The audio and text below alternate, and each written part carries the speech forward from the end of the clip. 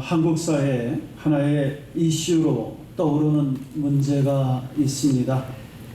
여러분들 많이 들으셨겠지만 코피노라고 하는 것에 관한 문제입니다. 이 코피노라고 하는 것은 코리안과 필리피노라고 하는 그 두 가지를 합해놓은 단어입니다. 그 사이에서 태어난 아이들을 코피노다 이렇게 부르고 있습니다. 주로 한국 남성들이 필리핀에 갔다가 그곳에서 필리핀 여성과의 사이에서 그 낳은 아이들을 일컬어서 그렇게 코피노라고 지칭하고 있습니다.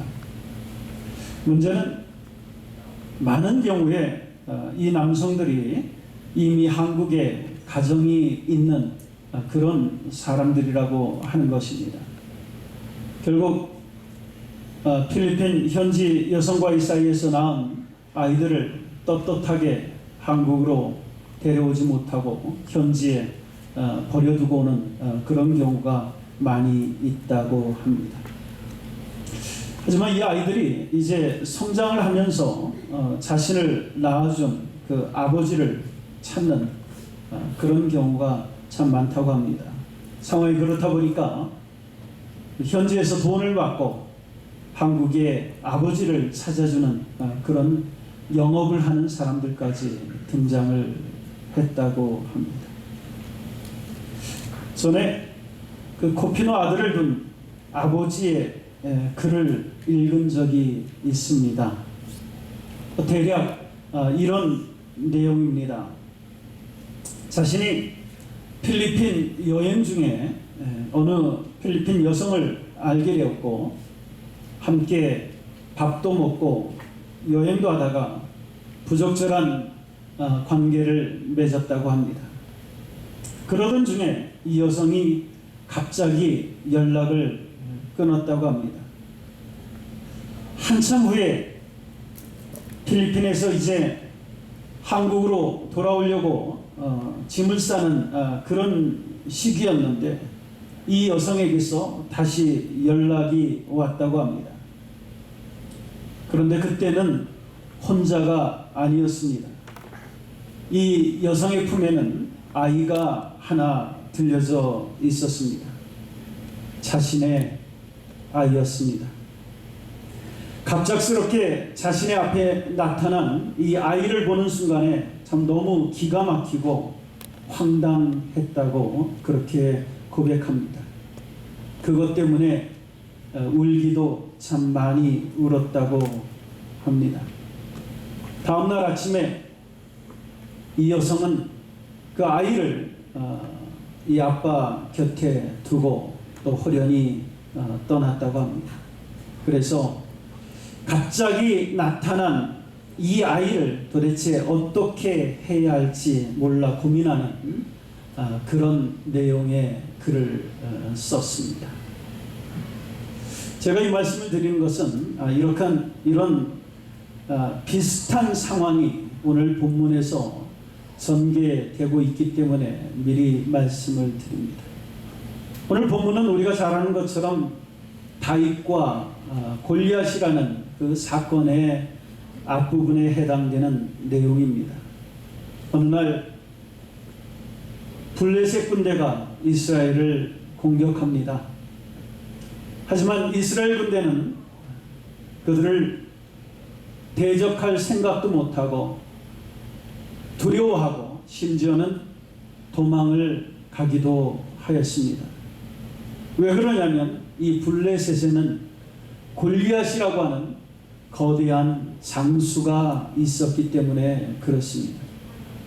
물론 우리가 아는 것처럼 나중에 다윗이 등장해서 돌멩이 5을 가지고 이 골리앗을 물리치게 됩니다. 아주 단순해 보이는 이 사건을 통해서 하나님께서는 우리가 종종 잊고 지내는 아주 중요한 몇 가지 진리들을 지적하고 있습니다.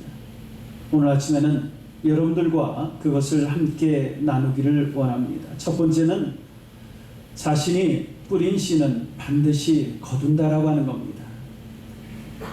성경은 의외로 이스라엘 군대를 꼼짝 못하게 했던 이 골리앗에 대해서 이렇게 자세하게 소개를 하고 있습니다. 사무엘상 17장 앞부분 4절과 7절 사이에 있는 말씀입니다. 블레셋 사람의 진에서 싸움을 도두는 자가 왔는데 그 이름은 골리앗이요 가드 사람이라. 그 신장은 6규빗 한 뼘이요 머리에는 노투구를 썼고 몸에는 어린 갑을 입었으니 그 갑옷의 중수가 놋 5천 세겔이며 그 다리에는 놋경갑을 찾고 어깨 사이에는 놋 단창을 메었으니 그 창자로는 배틀채 같고 창날은 철 600세겔이며 방패든 자가 앞서 행하더라. 이런 말씀이 등장합니다.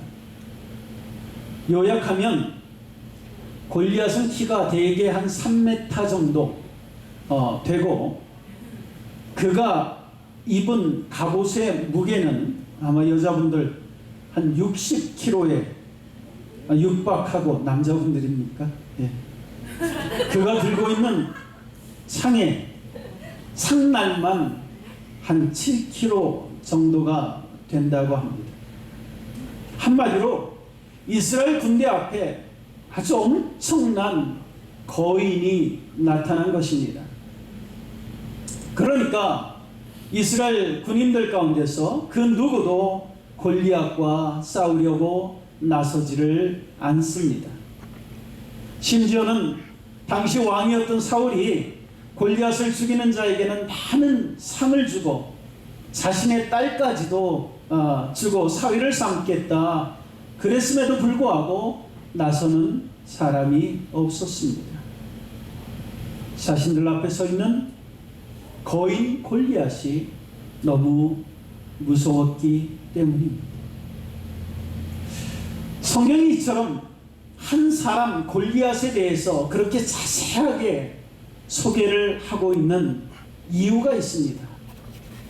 그것은 도대체 이 골리앗이 어디에서 생겨났는가, 그것을 지적하기 위해서 그렇습니다.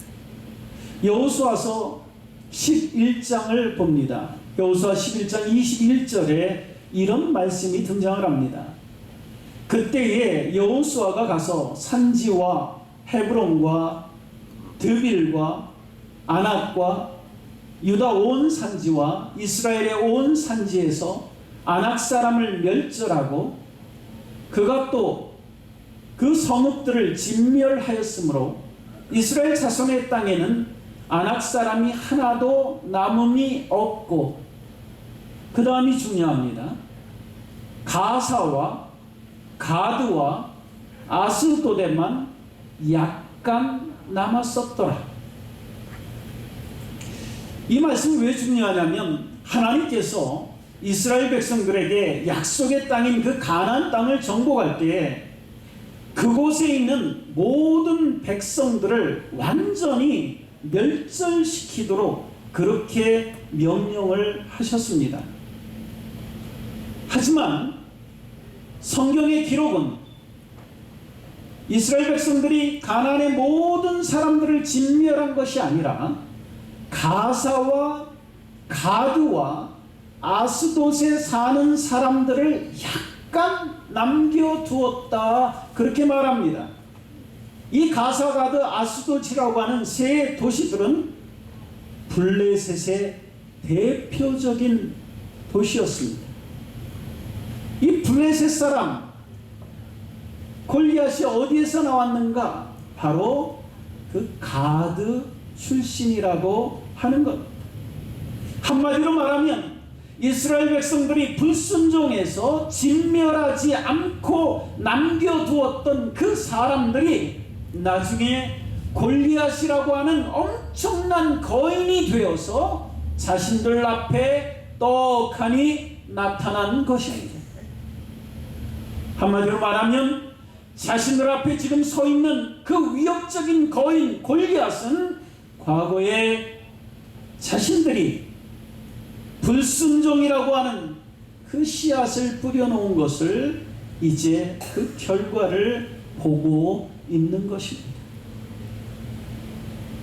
흔히 말할 때 오늘은 어제의 열매이며 내일의 씨앗이다, 그렇게 말들 합니다.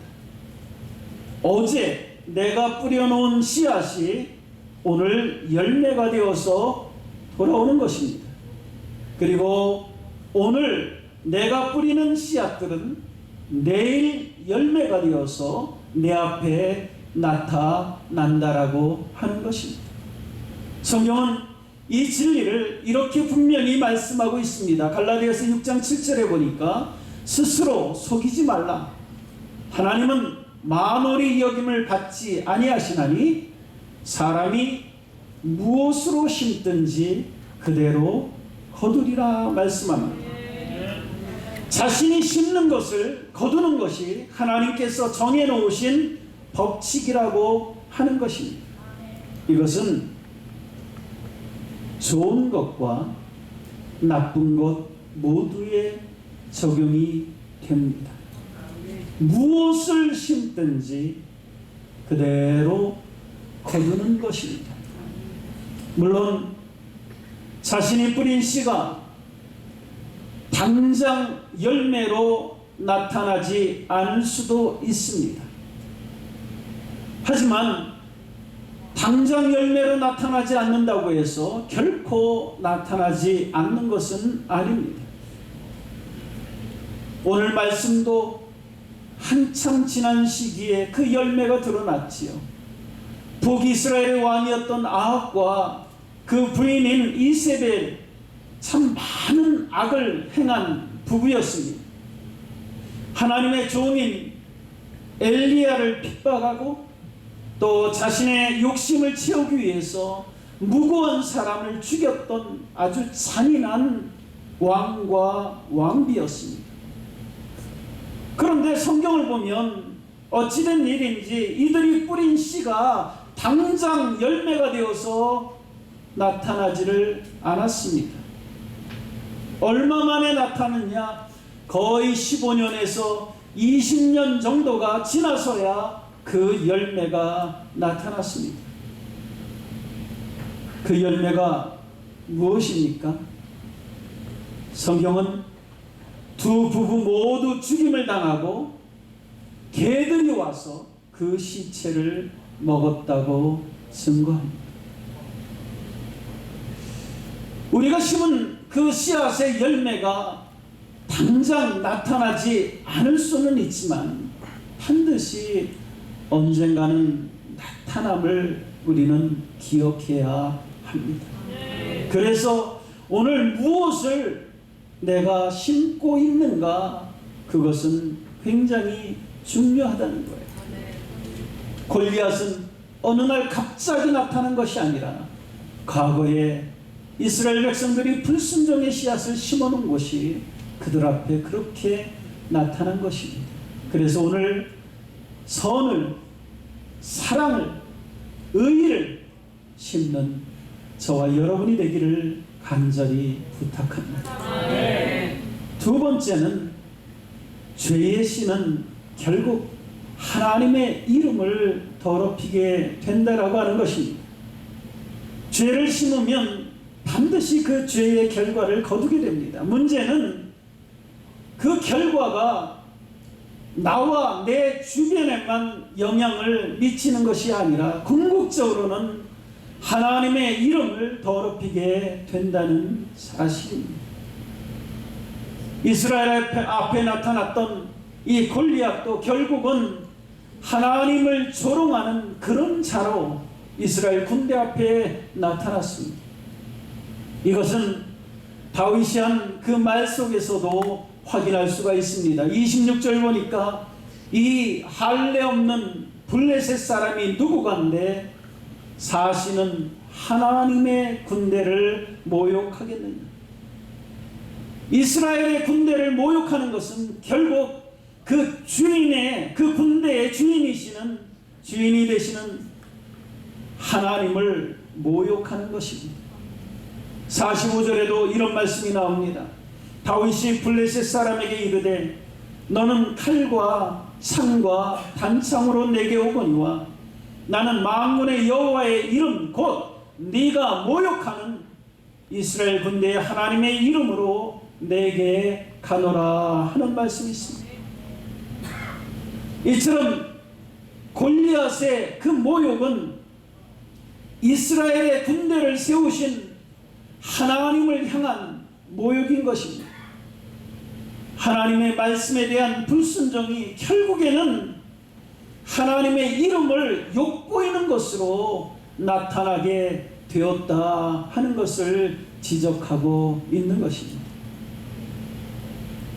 다윗은 시편 8편에서 하나님의 이름이 얼마나 아름다운지를 노래하고 있습니다. 시편 8편 9절에 보니까 여호와 우리 주여 주의 이름이 온 땅에 어찌 그리 아름다운지요.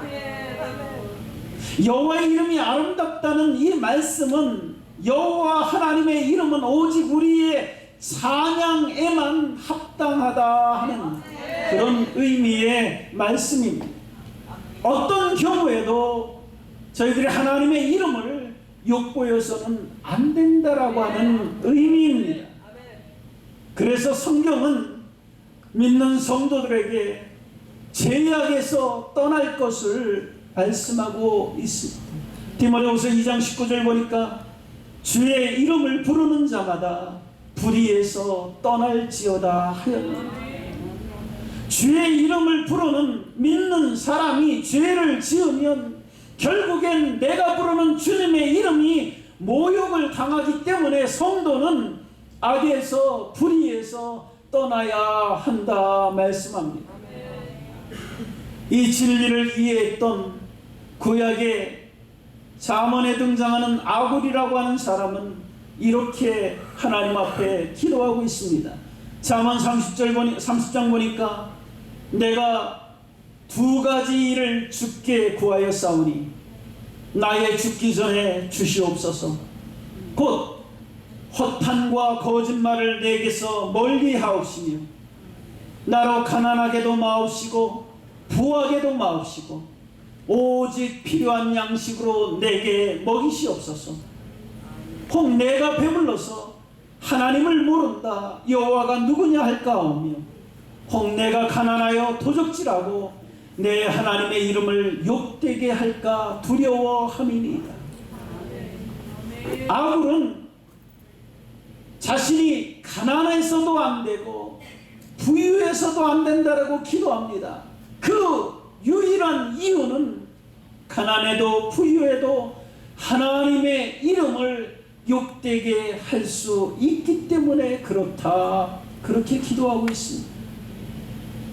가끔 뉴스를 통해서 우리 교회에 다니는 사람들이 좀 좋지 못한 일에 연루되었다는 소식들을 듣게 됩니다. 그때마다 느끼는 것은 그들의 잘못이 그들로서만 끝나는 것이 아니라고 하는 것입니다. 교회에 다니는 모든 사람들에게도 좋지 못한 영향을 끼치고 맙니다. 그런데 더 중요한 것은 궁극적으로는 우리가 믿는 그 하나님의 이름을 욕되게 한다는 것입니다. 그래서 여러분, 내가 어떤 결정을 내릴 때에 다른 어떤 것보다도 주의 이름을 생각해 보시기 바랍니다. 내가 무슨 일을 할 때나 무슨 말을 할 때에 주님의 이름을 먼저 고려해 보시기 바랍니다. 이 결정이 이 일로 인해서 혹은 내가 한 이 말로 인해서 주님의 이름에 욕이 되고 있지는 않은지 한번 살펴보아야 합니다.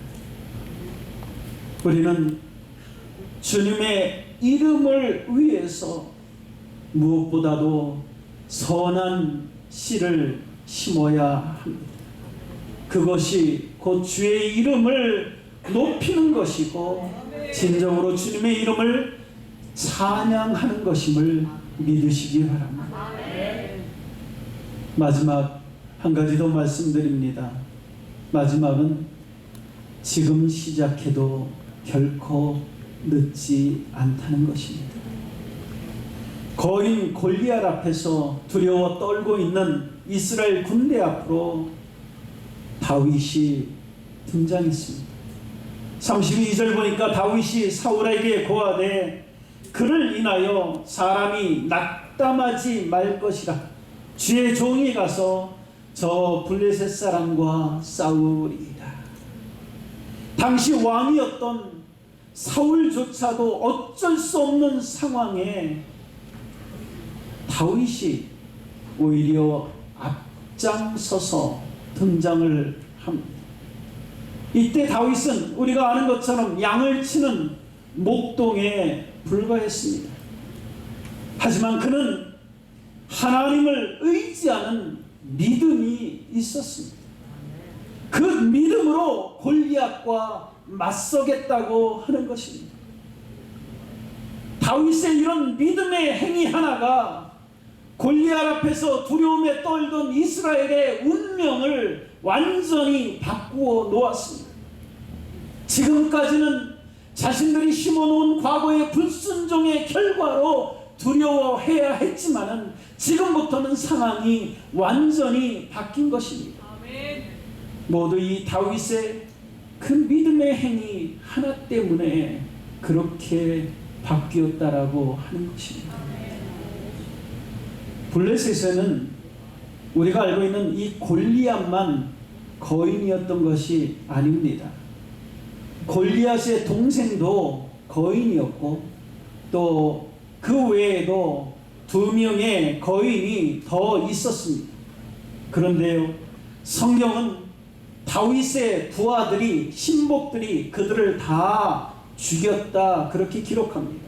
사무엘하 21장, 조금 고유명사가 많아서 어렵긴 한데 읽겠습니다. 그 후에 다시 블레셋 사람과 고업에서 전쟁할 때에 후사 사람 십부개가, 이건 다윗의 신복입니다, 장대한 자의 아들 중에 삽을 쳐 죽였고, 삽이란 사람도 거인입니다.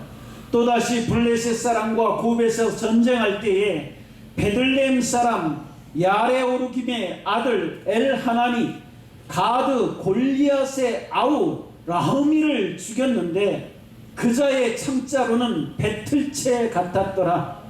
또 가드에서 전쟁할 때에 그곳에 키 큰 자 하나는 맨손과 매손과 매발에 손가락 발가락이 6이 모두 24가락이 있는데 저도 장대한 자의 소생이라. 저가 이스라엘 사람을 능욕함으로 다윗의 형 삼마의 아들 요나단이 저를 죽이니라. 이렇게 되어 있습니다.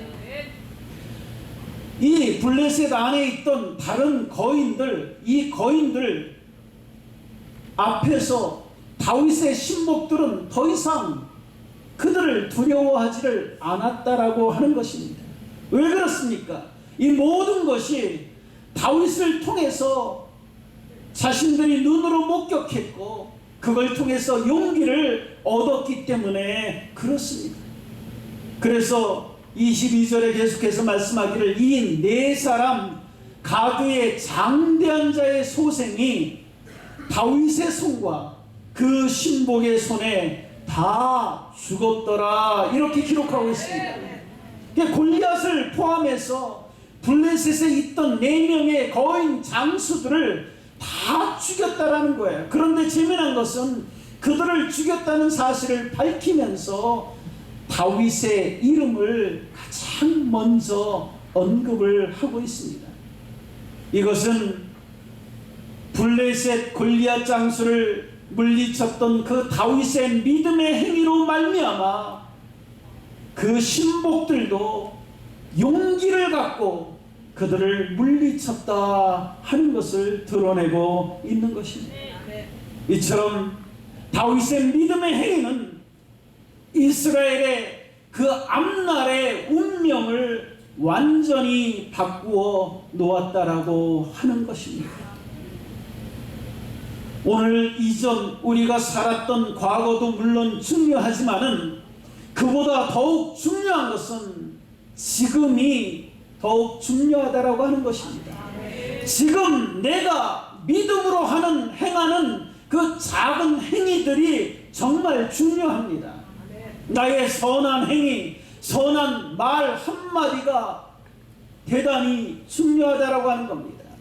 이런 작은 것들이 지금까지의 나의 모습을 완전히 바꾸어 놓을 수 있기 때문에 그렇습니다. 여러분, 혹시 지난번 살던 동네에서 나의 모습은 어떠했습니까? 지난번 다니던 직장에서 나는 어떤 직장인이었습니까? 지난번 다니던 교회에서 나는 어떤 교인이었습니까? 지난번 내가 속한 목장에서, 부서에서 나는 어떤 목원이었고 부원이었습니까? 혹시 그 당시에 나의 모습 속에는 별로 기억하고 싶지 않은, 어쩌면 조금은 부끄러운 그런 부정적인 모습은 없습니까? 그렇다면 그것을 바꾸셔야 합니다. 그런데 그것을 바꾸는 것이 그리 어려운 일이 아니라고 하는 겁니다. 오늘 내가 심는 나의 믿음의 행위 하나가, 나의 믿음의 말 한마디가 나를 완전히 새로운 사람으로 바꿀 수 있다라고 하는 것입니다. 오늘부터 내가 새롭게 심으면 되는 것입니다. 밤새도록 고기잡이를 한 배 하나가 항구로 들어왔습니다. 하지만 그곳에는 고기가 한 마리도 없었습니다. 이 배의 주인인 어부는 평생 고기잡이로 잔뼈가 굵었던 사람입니다. 그럼에도 불구하고 그날은 전혀 고기를 잡을 수가 없었습니다. 하루를 공치고 이제 빈손으로 집에 돌아가는 일만 남았습니다. 그때 그의 곁에 있던 누군가가 이렇게 말합니다. 깊은 데로 가서 그물을 내려보시오. 지금 이 어부는 밤새 허탕을 쳤기 때문에 지칠 대로 지쳐 있었습니다. 하지만 이 말을 들은 어부는 그 말에 순종하기로 결심합니다. 그리고 깊은 데로 가서 그물을 내렸습니다. 누가복음 5장에 그 말씀이 기록되어 있습니다. 예수께서 말씀을 마치시고 시몬에게 이르시되 깊은 데로 가서 그물을 내려 고기를 잡으라. 시몬이 대답하여 가로되 선생이여, 우리들이 밤이 맞도록 수고를 하였을 때 얻은 것이 없지만은 말씀에 의지하여 내가 그물을 내리리다 하고 그리한즉 고기를 애운 것이 힘이 많아 그물이 찢어지는지라. 베드로는 어쩌면 오늘은 더 이상 고기를 잡을 수 없는 그런 시간이 되었다라고 생각하고 있었을 것입니다. 그러나 하나님께서 역사하지 못할 정도로 너무 늦은 시간은 없습니다. 여러분, 자기 스스로에 대해서 이제 너무 늦었다라고 생각하고 있지는 않습니까? 절대 늦지 않았습니다. 포기하고 빈손으로 집에 돌아가려고 했던 이 베드로의 그 그물에도 엄청난 양의 고기가 잡혔습니다. 말씀에 대한 단 한 번의 실천이 지금까지의 상황 모든 것을 다 바꾸어 놓은 것입니다. 여러분, 말씀 하나를 붙들고 지금부터 새롭게 시작하시기 바랍니다. 절대